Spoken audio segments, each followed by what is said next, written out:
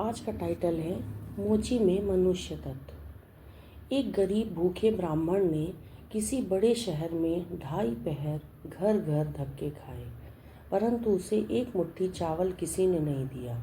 तब वह थक गया और निराश होकर रास्ते के एक किनारे बैठकर अपने भाग्य को कोसने लगा। हाय, मैं कैसा अभागा हूँ कि इतने धनी शहर में किसी ने एक मुट्ठी चावल देकर मेरे प्राण नहीं बचाए। इसी समय उसी रास्ते से एक सौभाग्य मूर्ति साधु जा रहे थे।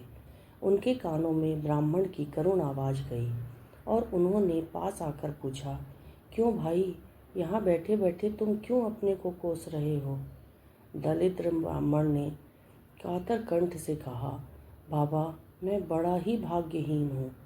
सुबह से 2.5 पहर दिन चढ़े तक मैं द्वार द्वार भटकता रहा। कितने लोगों के सामने हाथ फैलाया, रोया, गिड़गिड़ाया, परंतु किसी ने हाथ उठाकर एक मुट्ठी भीख नहीं दी। बाबा, भूख प्यास से मारे मेरा शरीर अत्यंत थक गया है। अब मुझे चला नहीं जाता। इसमें यहाँ बैठा अपनी भाग्य पर रो रहा हूँ। साधु ने हंसकर कहा, तुमने तो मनुष्य से भीख मांगी ही नहीं, मनुष्य से मांगते तो निश्चय ही भीख मिलती। ब्राह्मण ने चकित होकर कहा, बाबा, तुम क्या कह रहे हो?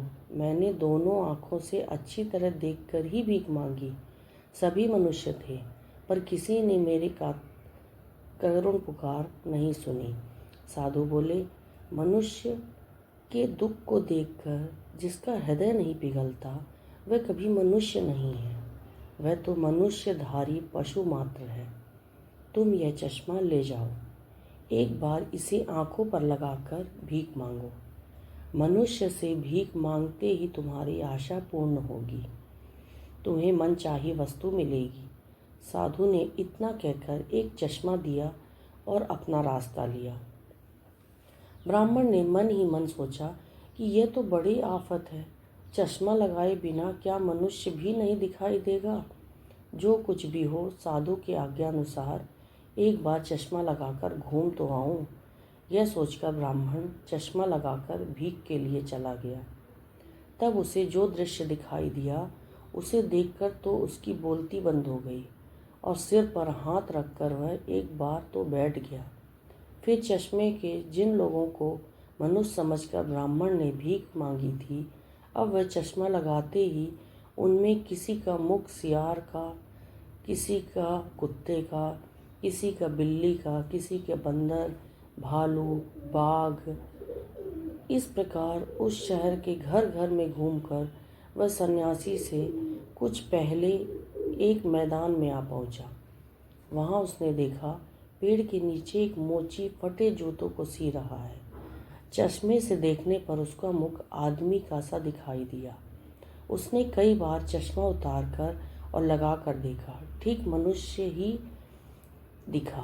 तब उसको बड़ा आश्चर्य हुआ और वह मन ही मन सोचने लगा, मैं ब्राह्मण होकर फटे जूते गांठने वाले एक मोची से भीख मांगूं। इतने में मोची की दृष्टि ब्राह्मण पर पड़ी और दृष्टि पड़ते ही उसने दोनों हाथ जोड़कर, महाराज जी, आप बड़े उदास और थके मालूम होते हैं। आपने अभी तक निश्चय ही कुछ खाया नहीं होगा। मैं अति दीनहीन और नीच जाती हूँ।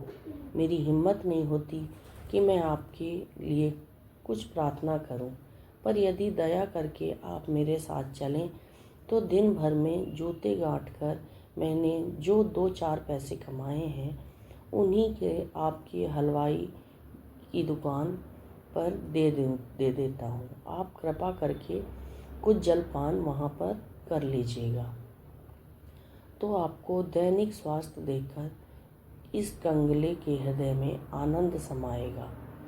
ब्राह्मण के प्राण भूख प्यासे के मारे छटपटा रहे थे। मोची के सौजन्य और सहानुभूति बात उन्होंने तुरंत मान ली। दोनों हलवाई की दुकान पर पहुँचे। मोची ने अपना बटुआ झटकार कर तो उसमें से 15 पैसे निकले। मोची ने वे पैसे हलवाई के पास रखकर कहा, हलवाई दादा, इन पैसों से जितना आ सके उतनी मिठाई महाराज जी को तुरंत दे दो। उसे खाकर इनको जरा तो आराम मिलेगा। मैं अभी आता हूँ। इतना कहकर दुख कातर मोची मुट्ठी बांधकर घर की तरफ दौड़ा और उसने मन ही मन विचार किया कि घर में जो एक नया जूते का जोड़ा बनाया रखा है उसे अभी बेच दूं और जितने पैसे मिले लाकर तुरंत इस ब्राह्मण महाराज को दे दूं, तब मेरे मन को चैन पड़े।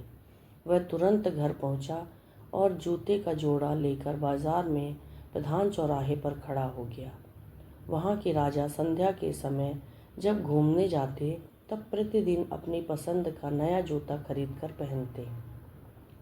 नित्य नए जूते खरीद कर लाने का काम मंत्री जी के जिम्मे था।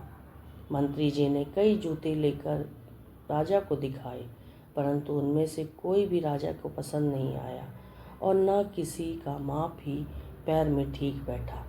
राजा ने मंत्री को डांट कर कहा, मैं 500 रुपये दाम दूंगा, तुम जल्दी मेरी पसंद तथा ठीक माप के जूते लाओ, नहीं तो मैं घूमने नहीं जा सकूंगा और वैसे हालत में तुमको कठोर दंड दिया जाएगा।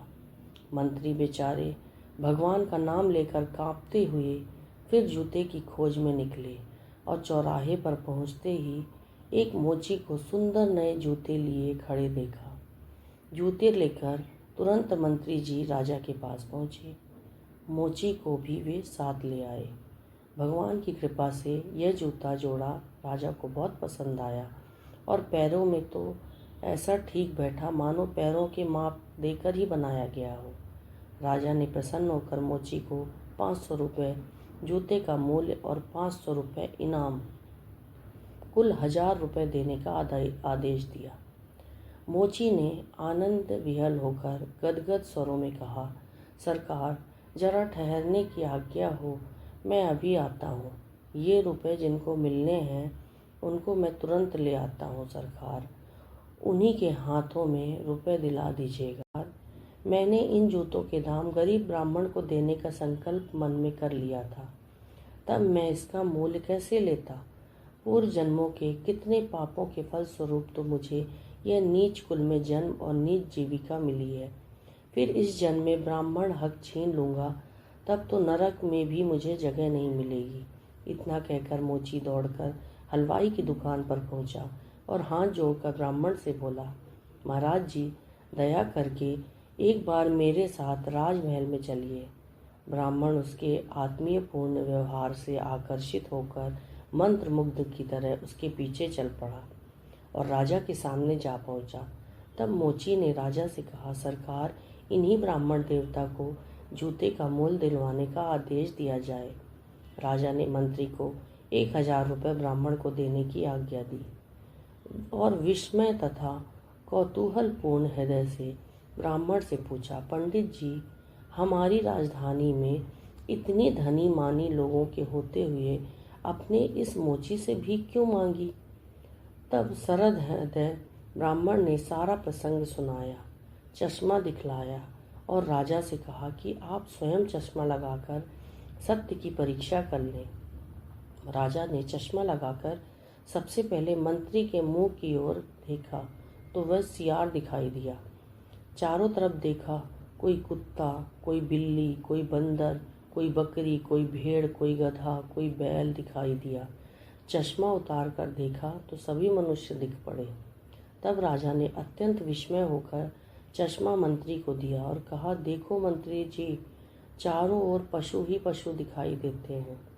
ये बड़े ही आश्चर्य की बात है। तब मंत्री ने चश्मा लगाकर राजा के मुख की ओर देखा तो एक बड़ा बाग दिख रहा था और चारों ओर दरबारी लोग भांति भांति के जानवर दिखे। तब राजा ने एक दर्पण लगाकर चश्मा लगाकर अपना मुख देखा और यूं सभी को अपना मुंह दिखलाया, परंतु चश्मा लगाने पर भी सभी लोगों को मोची का मुंह आदमी का सा ही दिखाई दिया। तब राजा ने मोची के चरणों में गिर कर कहा, आज से यह राज्य तुम्हारा हुआ।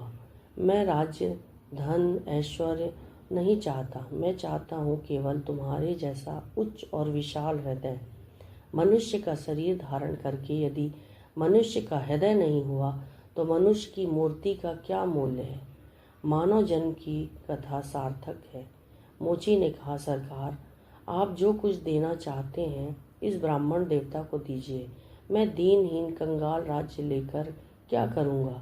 वह दारिद्र ब्राह्मण सोचने लगा, पता नहीं मेरी कितने जन्मों की तपस्या है जिसके फलस्वरूप आज इस मोची रूपधारी विशाल हृदय महाप्राण पुरुष के दर्शन और कृपा प्राप्त करने का मुझे सौभाग्य मिला है। यो विचार कर कृतज्ञ हृदय से उसके चरणों में प्रणत होकर ब्राह्मण ने कहा, भाई, मैं ना तो राज्य चाहता हूँ और न देवत्व, न ब्रह्मत्व या समस्त विश्व का आधिपत्य ही चाहता हूँ।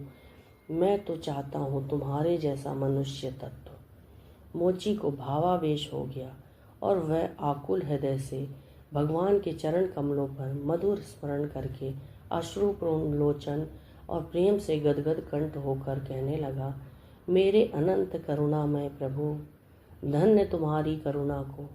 मैंने केवल तुच्छ एक जोड़े जूते का मूल्य ब्राह्मण को देने का संकल्प किया था, इसी से तुम मुझको इतना बढ़ा रखे हो। तुम्हारे चरणों में शरीर मन प्राण सर्वस्व समर्पण करके जगत की सेवा कर सकने पर तो तुम पता नहीं कितना प्यार करते हो। यह सोचकर मोची आंखों से आनंद आश्रुओं की वर्षा करता हुआ वहां से चुपचाप चल दिया। राजा और ब्राह्मण चकित दृष्टि से उसकी ओर देखते रहे। जय जय श्री राधे।